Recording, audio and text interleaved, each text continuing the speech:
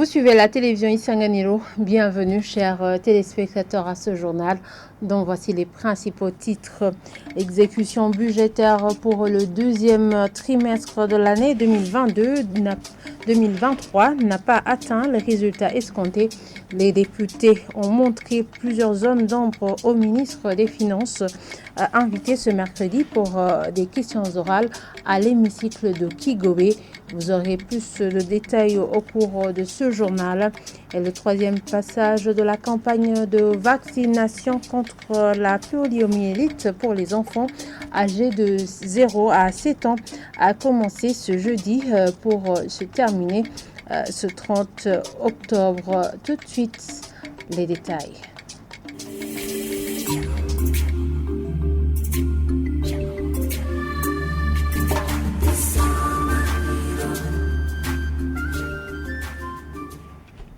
Encore une fois, bienvenue, chers téléspectateurs. L'analyse des rapports d'exécution budgétaire pour le deuxième trimestre de l'année 2022-2023 montre beaucoup plus le rapportage financier que les résultats atteints suivant les lignes budgétaires votées par le Parlement et promulguées par le président de la République.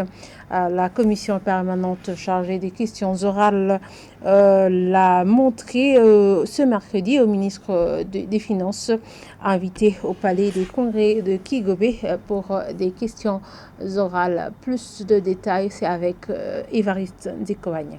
Abandi nabo bakibaza kuryama abandi bicare mu mabiro bariko bararya imirete banywa n'ivyayi bariko bahanyagura n'ibitumbura binini ugasanga abantu inda zinganuku ibiti ibikanu binganuku. Il s'agit du président de l'Assemblée nationale ce mardi qui s'insurgeait contre ceux qui ont fait que ce rapport sur l'exécution budgétaire 2022-2023 soit tardif et émaillé d'irrégularités. La commission permanente à l'Assemblée nationale chargée des questions économiques indique dans son analyse qui se remarque certains niveaux de réalisation des recettes minimes, voire même nuls sur les 3 trimestres de l'année dernière. L'exemple est la taxe sur le carburant de mention 0% selon toujours le rapport. Le député Pamphile Maraïka, spécialiste des minéraux, a été aussi sidéré par le fait que les minéraux n'ont rien généré comme recette au cours de 2 premiers trimestres en 2022.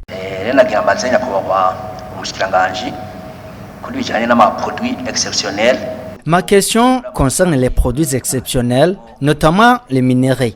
Nous sommes sans ignorer que les minéraux font partie de ces produits. Pour ces minéraux, nous voyons les prévisions de plus de 11 milliards. Mais nous constatons que les recettes sont nulles pour le premier et deuxième trimestre. Pourquoi ce vide, monsieur le ministre? Au ministre des Finances, Odas Niyonzima, de préciser que cela a été dû au fait que les recettes sur les minéraux ont été virées vers les banques commerciales et que même les activités d'extraction ont été suspendues au cours de ces 2 trimestres.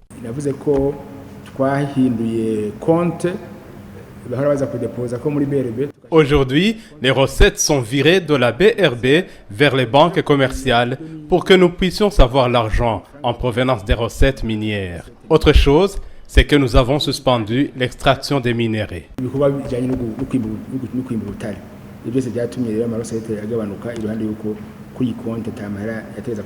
Pour éradiquer la paresse constatée chez certains Burundais, le président de l'Assemblée nationale invite les députés à dénoncer sur les médias cette mauvaise habitude et au ministre des Finances de sanctionner les défaillants. Pourquoi vous n'allez pas dénoncer ce dysfonctionnement sur les ondes des radios? Ça pourrait aider les gens à changer leur comportement. Imaginez-vous quelqu'un qui ferme sa boutique à 18h, voire même à 17h. Monsieur le ministre, il faut sanctionner ceux qui ne veulent pas travailler. Le ministre des Finances, Odas Niyonzima, promet de mettre en application les recommandations des députés pour relancer l'économie. Les élus du peuple demandent au gouvernement d'abandonner l'ancien système dans la production des rapports et introduire la digitalisation pour que ces rapports soient disponibles dans les délais. Page coopération pour continuer avec ce journal. La conjoncture économique actuelle du Burundi est d'une certaine manière liée à la coopération avec les pays de l'Union européenne qui ne concernent plus les appuis budgétaires comme avant 2015. Cette analyse est d'un expert en relations internationales et enseignant d'université qui trouve que le dialogue entamé il y a presque 3 ans devrait déboucher à redresser cette situation. Dr Guillaume Ndeikengolutse plutôt le dit après que la Belgique ait pris une décision d'engager a pris un engagement de décaisser un don de 75 millions d'euros via son agence Enabel pour une période de 5 ans. Suivez-le. Il y a quelque chose de positif. Le fait que quand même, malgré l'impossibilité de poursuivre les appuis budgétaires directs, il y ait cette façon de passer par des projets qui sont orientés directement vers les besoins de la population. Mais il faut dire que l'idéal aurait été que le gouvernement du Burundi puisse recevoir des appuis budgétaires et que ce soit lui-même qui oriente ces appuis vers les secteurs de priorité. Parce que mine de rien, ce n'est pas toujours, si vous voulez, confortable lorsque c'est le partenaire qui identifie, certes en vous associant, dans quel secteur il va s'engager. Ça serait un leurre de ne pas le dire ainsi, parce que vous savez, jusqu'en 2015, le budget du Burundi était financé de l'extérieur par des appuis budgétaires à hauteur d'environ 52%. Et donc qu'aujourd'hui, on se retrouve avec ce manque, et ça a un impact réel sur la conjoncture économique. On aura beau dire que oui, il y a une sorte de souveraineté économique, une sorte de souveraineté financière, mais nous sommes dans un monde interdépendant où tout naturellement un État comme le Burundi a toujours besoin des appuis budgétaires directs. Nous savons qu'il y a ce processus de dialogue qui va bientôt faire 3 ans. Il y a eu des avancées, on a parlé de la levée des sanctions. Ça a été beaucoup plus symbolique et il faut dire que les retombées se font toujours attendre sur le plan financier, sur le plan matériel. Je vous le disais en titre, le ministère de la Santé publique et de la lutte contre le sida invite les parents ayant des enfants âgés de 0 à 7 ans à répondre au 3e passage de la campagne de vaccination contre la poliomyélite. Dans une déclaration sortie ce mercredi, Lidwin Baladahana, à la tête de ce ministère, indique que le dit passage se déroulera du 26 au 30 octobre de cette année sur tout le territoire du pays. Je vous propose de faire face à l'épidémie de poliomyélite qui a été déclarée au Burundi le 17 mars 2023, le ministère de la Santé publique et de la lutte contre le sida a planifié conformément aux procédures standards opérationnels de l'initiative mondiale pour l'éradication de la poliomyélite une campagne nationale de riposte vaccinale contre la poliomyélite en 3 passages qui a été lancée officiellement par son Excellence la Première Dame du pays lors du premier passage qui s'est déroulé du 10 au 13 juin 2023.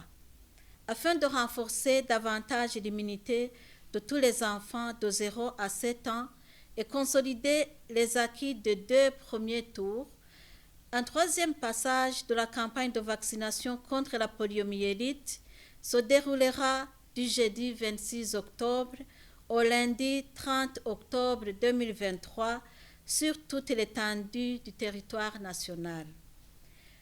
Les équipes de vaccinateurs passeront dans chaque ménage et les lieux de rassemblement public telles que les garderies d'enfants, les écoles maternelles et primaires, les églises, les mosquées, les marchés, les gares, etc.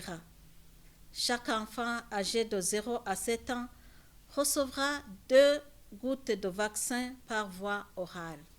Chers parents, le ministère de la Santé publique et de la lutte contre le sida saisit cette occasion pour inviter à accueillir les agents vaccinateurs dans vos ménages et à répondre massivement à cette campagne pour le renforcement du système immunitaire de nos enfants. Clôturons ce journal par la page éducation. L'usage des TIC dans les écoles aiderait les élèves à acquérir d'autres connaissances dans le domaine de la télécommunication et de la technologie. Ce sont là les propos de Cassien Gachelahamné, vice-président de la coalition Bafachebig, ce jeudi dans une réunion de plaidoyer en faveur de la promotion de l'éducation numérique au Burundi. Il explique que la technologie numérique peut être utile pour ces élèves, même s'ils ne sont pas en classe. Suivez-le. Nous avons vu qu'il y a des écoles qui ont été fermées, pas ici chez nous au Burundi, mais ailleurs. Même ici chez nous, il y a des intempéries, par exemple des inondations, qu'il faut qu'en fait les élèves ne se présentent pas dans les cours en classe. Cela nous a fait penser de faire une étude sur l'utilisation des TIC dans les écoles. Et nous avons fait une étude qui nous a montré réellement que en fait, les TIC dans les écoles sont nécessaires, non seulement nécessaires, sont possibles. Et nous avons en fait, cette étude a été confirmée par la mise en place des écoles pilotes. Et nous avons en fait identifié des écoles pilotes qui nous ont montré que réellement les TIC sont nécessaires, mais aussi c'est possible dans les écoles. Il y a des défis qu'il faut relever et qu'il faut trouver des solutions, notamment c'est au niveau de l'équipement. Il nous manque beaucoup. Il nous manque en fait d'équipements informatiques, mais aussi des enseignants formés en informatique. Non seulement ça, il nous faut des sensibilisations, que ce soit au niveau des enseignants, que ce soit au niveau des directeurs d'école et même au niveau des autorités scolaires. Voilà, c'est ici que nous clôturons ce journal. Merci de nous avoir suivis et très bonne suite de programmes sur la télévision Isanganiro.